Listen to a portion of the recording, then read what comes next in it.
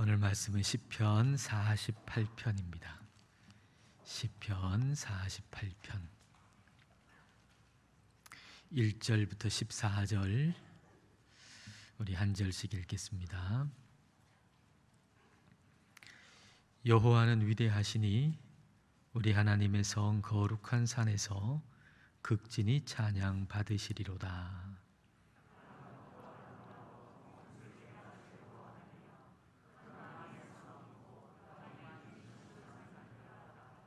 하나님이 그 여러 궁중에서 자기를 요새로 알리셨도다.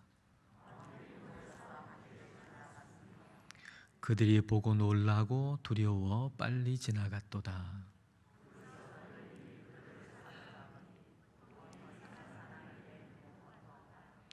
주께서 동풍으로 다시스의 배를 깨뜨리시도다.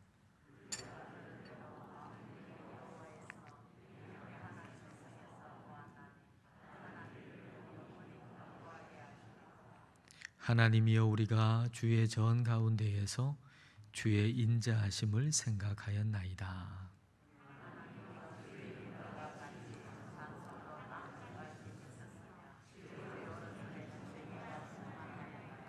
주의 심판으로 말미암아 시온 산은 기뻐하고 유다의 딸들은 즐거워할지어다.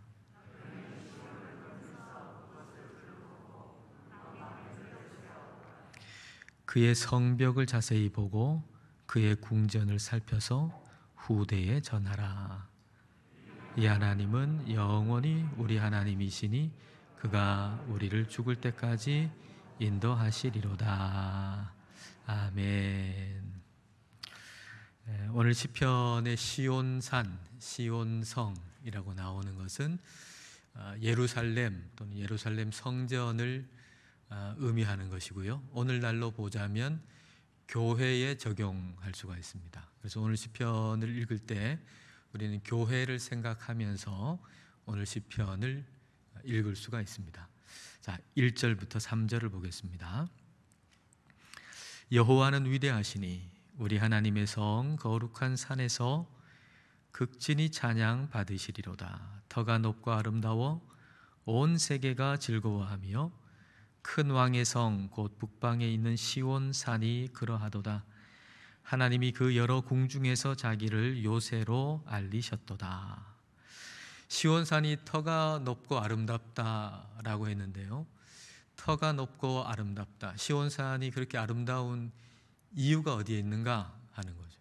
시온 산이 그렇게 아름다운 이유는 하나님께서 거기 계시기 때문입니다. 예루살렘이 요새가 된다라고 할 때 예루살렘이 그 지리적 위치 때문에 요새가 되는 것이 아니라 하나님께서 거기 계시기 때문에 그 예루살렘이 요새가 되고 피할 수 있는 곳이 된다라는 거죠. 교회도 마찬가지입니다. 교회의 높고 아름다움은 어디에 이유가 있는가 하는 거죠. 교회의 높고 아름다움의 이유는 다른 데 있지 않고 하나님께 있다는 거예요.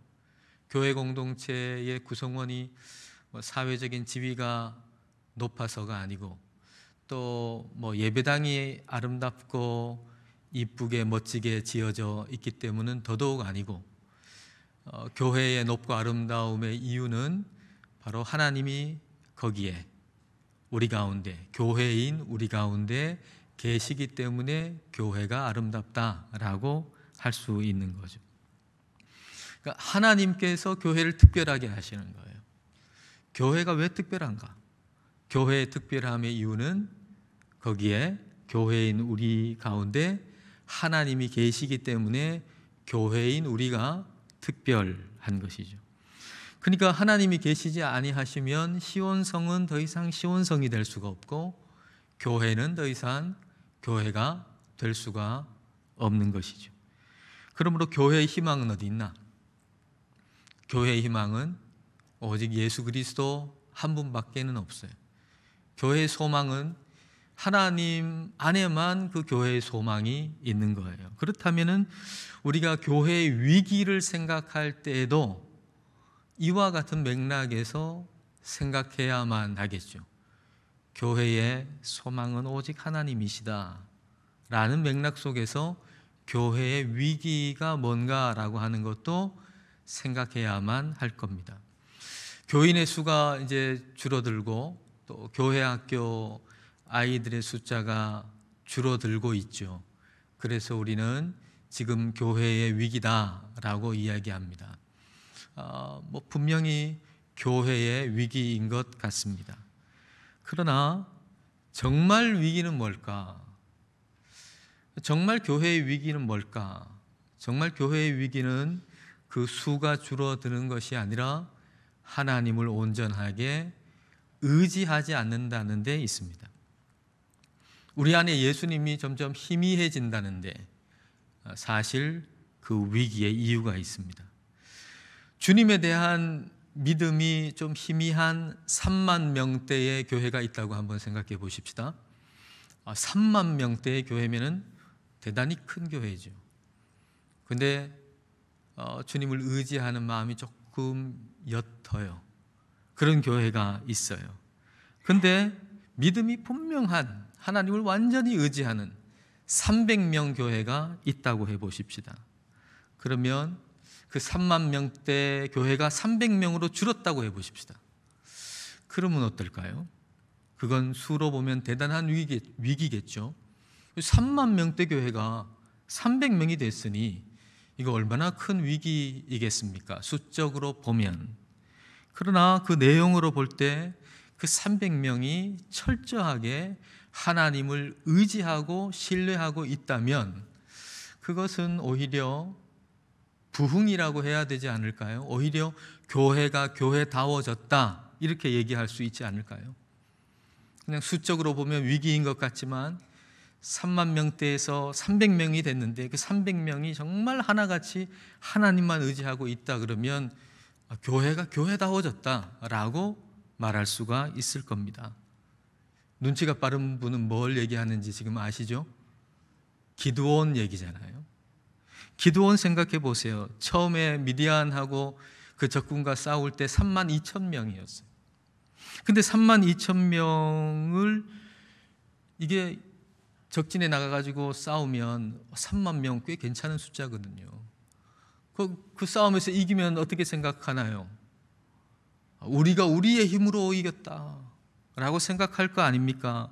그래서 하나님이 수를 줄여가지고 300명으로 만드시잖아요. 3만 2천 명을 300명으로 만드셨어요. 그리고 하나님은 하나님을 완전히 의지하게 만들고 그리고 하나님을 완전히 신뢰하게 만들고 그렇지 않으면 살 수가 없으니까 완전히 하나님 의지하고 신뢰하게 만들어서 하나님께만 영광을 올리도록 했죠.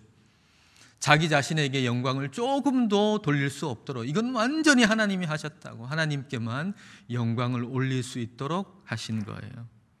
그러니까 3만 2천 명이 300명으로 줄어든 것 이건 위기가 아니고 기회인 거죠. 어떤 기회죠? 하나님을 온전히 신뢰하고 의지할 기회. 이렇게 보면 정말 위기는 교회가 정말 성장하고 잘 되고 있다고 생각했던 시기였다고 할 수 있어요. 예전에 진짜 교회는요 예배당만 딱 잘 지어 놓으면 사람들이 다 모였어요. 그때가 진짜 위기였던 것 같아요. 그때는 우리가 정말 교회의 부흥의 시대라고 막 다 좋아했지만은 지금 곰곰이 생각해 보면 그때가 진짜 위기였어요. 그때 위기라고 하는 걸 알고 하나님을 의지했어야만 했는데 그러질 못했던 거죠. 교회당만 예배당만 잘 지어 놓으면 사람들은 언제나 왔으니까 그러니까 교회는 예배당을 의지했죠. 하나님을 의지하지 않고 빚을 내가지고 예배당만 잘 지어 놓으면 사람들은 온다 부흥한다라고 생각해가지고 다 그렇게 했잖아요. 근데 그때가 진짜 위기였다는 거예요. 지금은 위기가 아니에요. 지금은 기회예요. 어떤 기회? 하나님을 온전하게 의지하고 신뢰할 기회. 3만 2천 명이 300명으로 줄어들 때 해야 할 일은 수를 늘리기 위한 노력을 해서는 안 되고 하나님을 온전히 의지할 노력을 해야 돼요. 지금 그럴 때라는 거죠.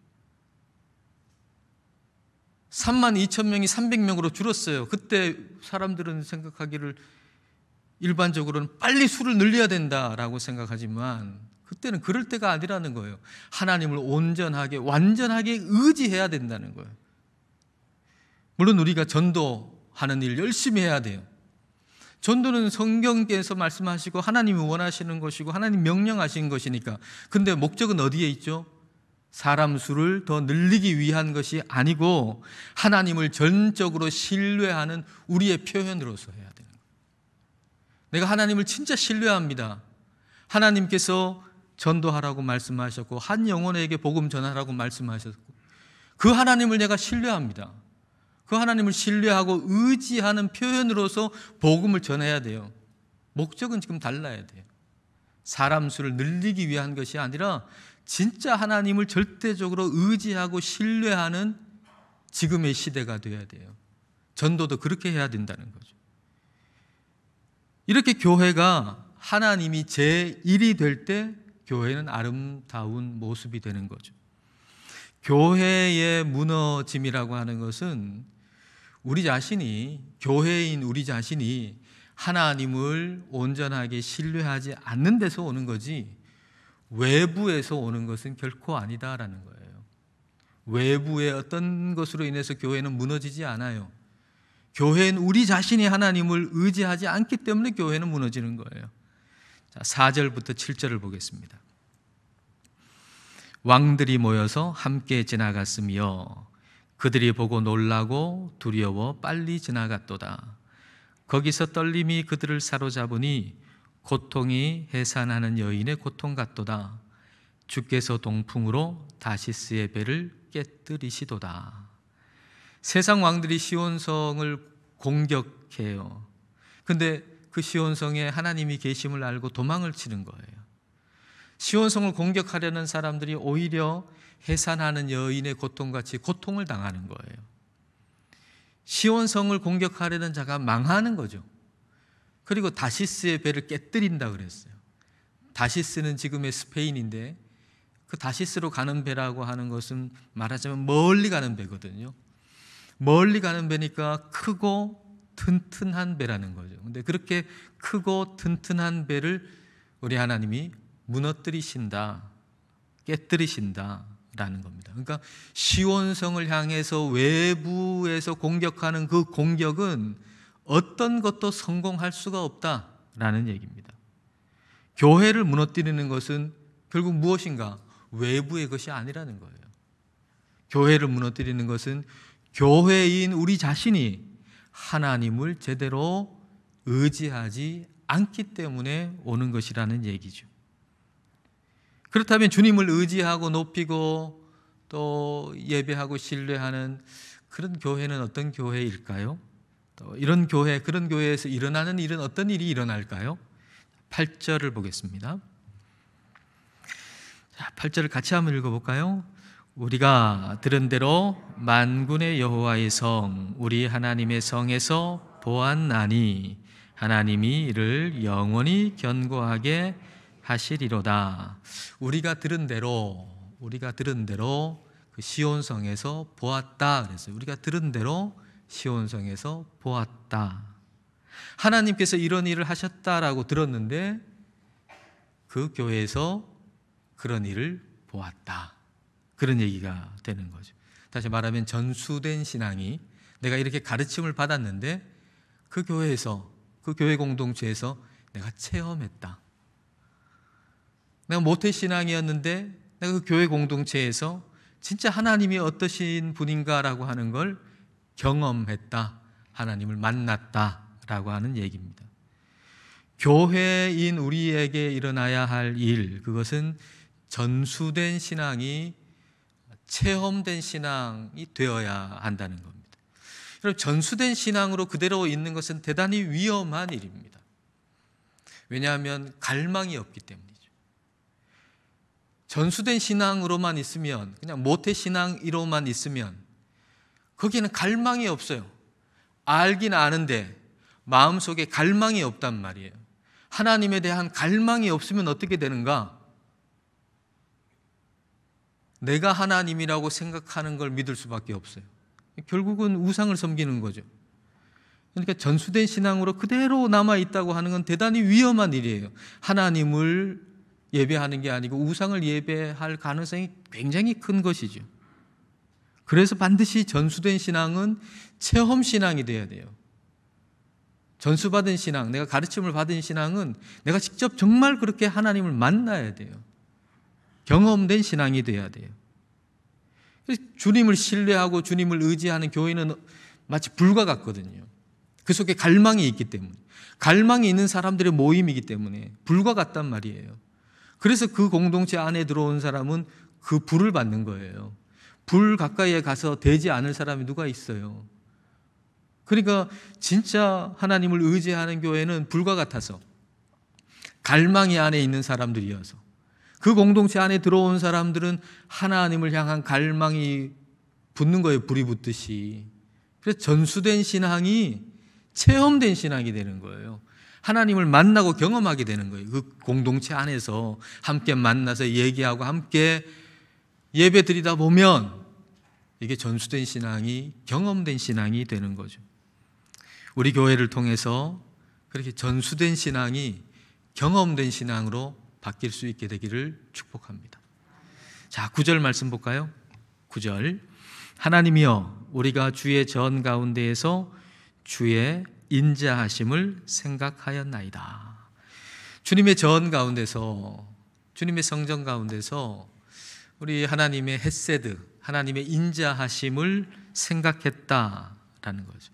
공동체 예배가 우리 하나님의 그 헤세드, 인자하심, 자비하심을 생각하게 만들었다는 얘기입니다.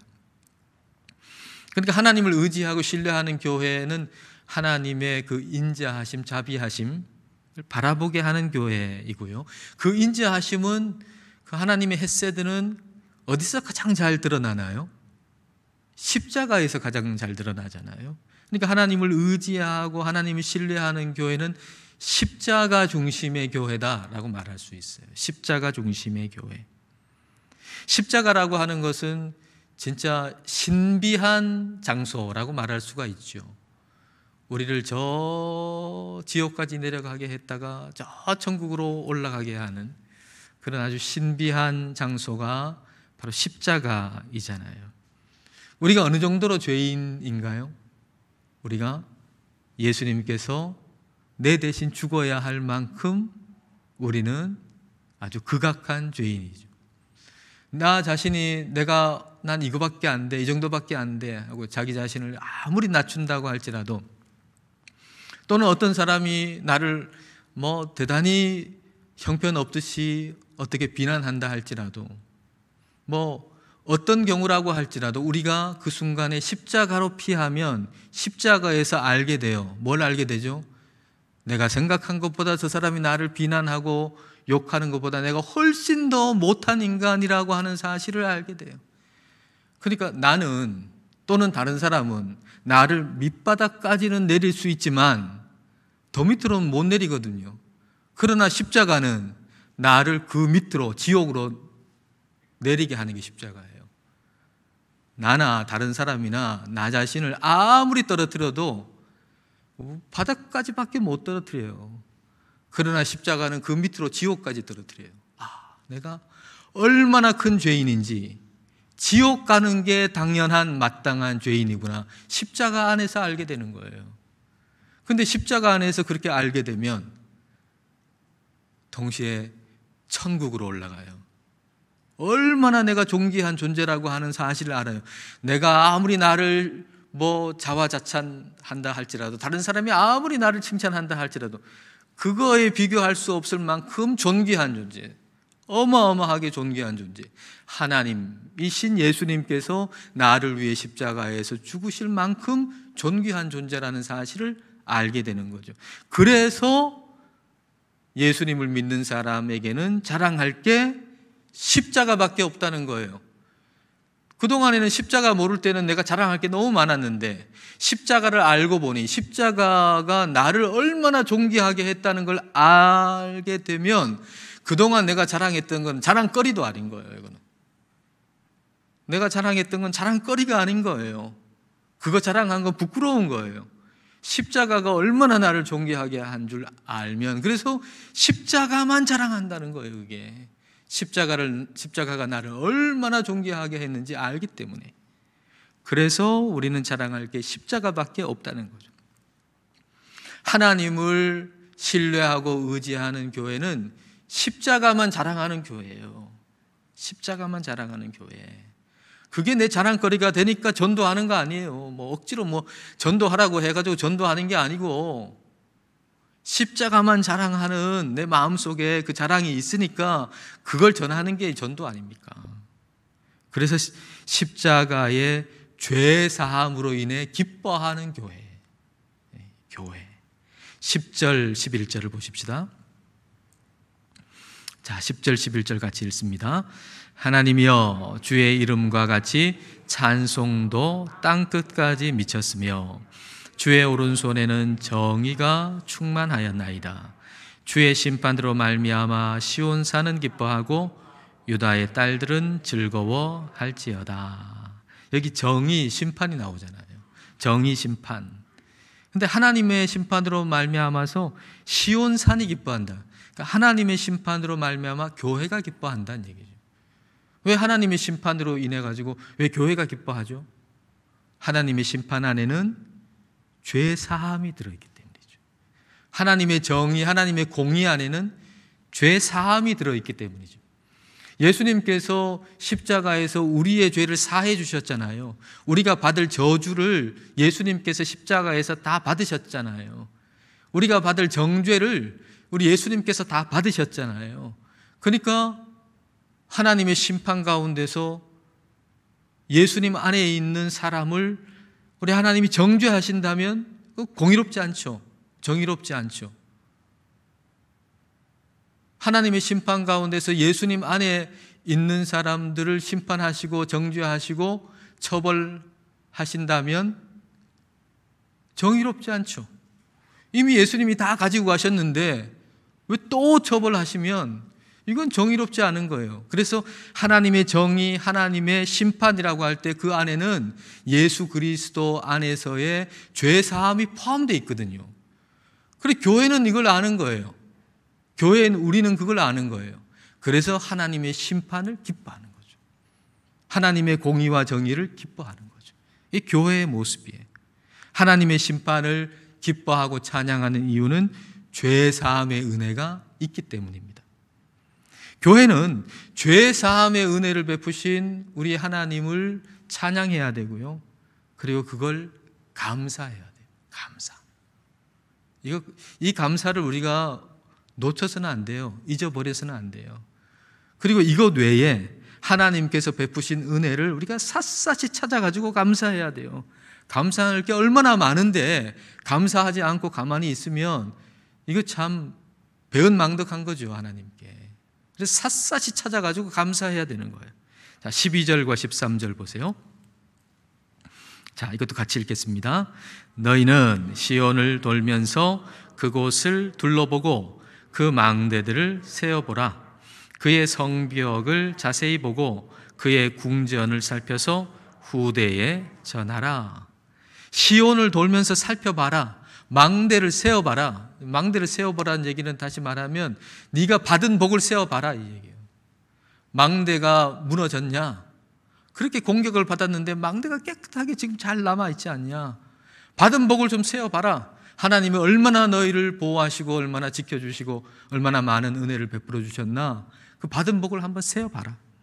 성벽을 자세히 봐라. 성벽을 자세히 보면 그토록 어려움이 많았는데 그 성벽을 보존해 주셨다. 하나님이 인도하시고 보호해 주시고 지켜주셨다는 거 아니에요. 그러니까 자세히 보고 우리 자신을 자세히 보고 교회를 자세히 보고 우리의 삶을 자세히 보고 우리 개인의 역사를 자세히 보고 이 땅의 역사를 자세히 보고 하나님이 얼마나 우리를 보호해 주셨는가 지켜주셨는가 그 은혜를 하나하나 꼼꼼하게 다 살펴가지고 감사해라. 그런 얘기죠. 감사해라. 그리고 그걸 후대에 전하라. 너만 감사하지 말고 대대로 감사해라. 대대로 감사해라. 영원히 감사해라. 우리는 이 땅에서 이런 교회가 되어야 돼요. 우리 하나님의 은혜에 감사하는 교회, 그 죄사함의 은혜를 찬양하는 교회, 그럼 교회가 돼야 되죠.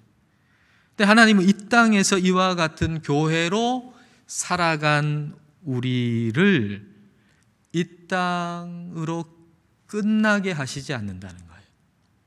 이 참 기쁜 소식이죠. 우리가 그렇게 이 땅을 교회로 살아갈 때 우리 하나님은 그렇게 이 땅에서 우리를 끝내게 하시지 않는다는 거예요. 자, 14절을 보십시오.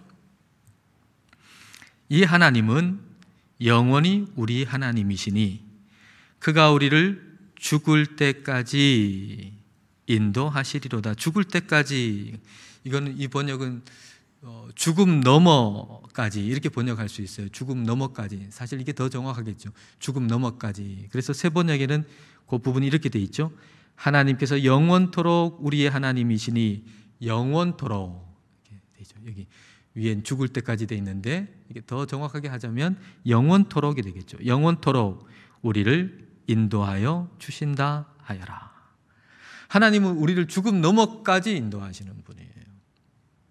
우리가 창세기 15장에서 이미 읽었잖아요. 아브라함의 죽음을 하나님이 아셨잖아요. 네가 평안하게 살다가 평안하게 장수하게 살다가 또 평안하게 조상에게로 돌아간다. 하나님이 아브라함의 죽음을 아시니까 그 죽음도 복되다. 그리고 죽음 이후도 우리 하나님은 아신다는 거예요. 우리의 죽음을 아시니까 우리의 죽음도 복되다. 그리고 죽음 이후도 우리 하나님께서는 우리와 함께 하신다라고 하는 거예요. 우리는 죽어서 교회를 떠나게 되겠죠. 근데 그게 전부가 아니고 교회를 떠남과 동시에 죽어서 우리는 하늘에 있는 온전한 교회로 가는 거예요. 이 땅에 있는 교회를 떠나서 하늘에 있는 온전한 교회로 가는 거예요. 교회는 그때 한번 옮기시면 돼요. 그때. 근데 이 땅에 있는 교회는 말이에요. 온전하지 않은 목사, 온전하지 않은 성도가 같이 있으니까 참 괴로운 일 많죠. 신경 쓰이는 일도 많고요. 또 갈등도 있고요. 피차 고생되는 것도 있어요. 그러나 하늘의 교회에서는 우리가 온전하게 되니까 그 교회는 얼마나 좋은 교회겠어요. 얼마나 좋은 교회겠어요. 빨리 교회 옮기시고 싶으시죠. 그런데 우리가 빨리 교회 옮기는 것도 좋지만 이 땅에서의 교회의 역할을 잘 해야 되는데 이 땅에서의 교회의 역할이 있어요. 그 역할은 뭘까요? 이 땅에서의 교회의 역할은 하늘에 있는 교회를 드러내는 역할을 해야 돼요. 이 땅에 있는 교회를 보고 하늘에 있는 교회를 도무지 볼 수 없다. 그러면 우리 역할을 못하는 거예요. 이 땅에서의 교회의 역할은 뭔가 하늘에 있는 교회의 모습을 보게 만들어줘야 되는 거예요. 어렴풋하게라도 이 교회를 보니까 하늘에 있는 교회가 참 좋겠다라고 하는 것을 볼 수 있게 해주는 게 이 땅의 교회의 역할인 것이죠. 그러려면 이 땅에 있는 이 교회가, 우리 교회가 하늘에 있는 교회의 모습을 좀 보여줄 수 있는 그런 교회가 되려면 우리가 해야 할 일은 뭘까요? 하나님을 온전하게 의지하고 신뢰하는 것. 많은 사람이 있는 것도 아니고 대단한 사람이 있는 것도 아니고 하늘에 있는 교회의 모습을 보여주는 것은 우리가 온전하게 하나님의 말씀을 의지하고 신뢰할 때 그때 이 땅에서의 교회는 하늘의 교회를 보여주는 그런 사명을 감당하는 교회가 되는 것입니다. 그런 교회가 되기를 원하는 마음으로 이 시간 함께 우리 찬양하겠습니다.